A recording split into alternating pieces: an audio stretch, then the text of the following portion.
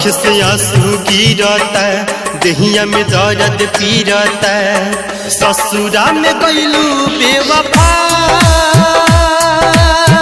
हमारा से हो के जुदा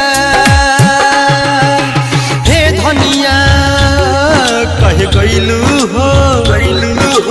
दिल सितम तड़पैलू हो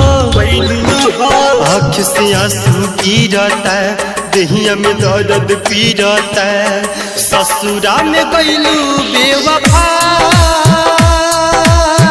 हमारा से हो के जुदा रिकॉर्डिंग स्टूडियो बेतिया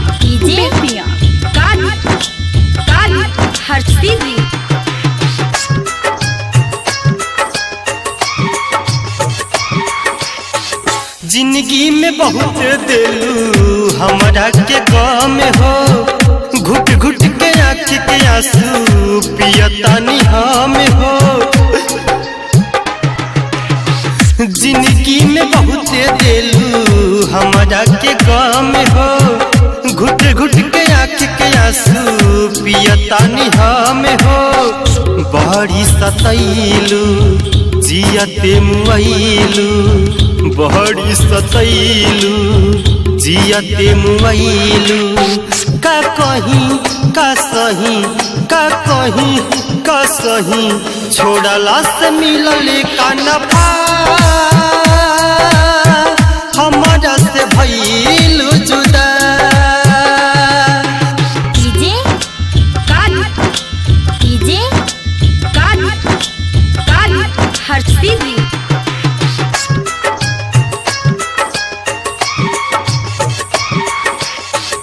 साहेब सिकंदर से न दूरी सहाई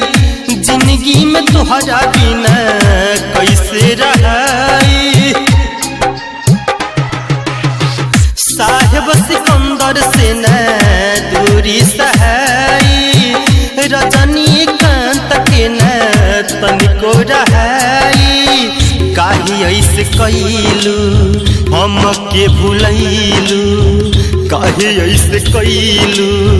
हम के भुलैलू ना जननी ना मननी ना जननी ना मननी कर तू तो चंदन से दगा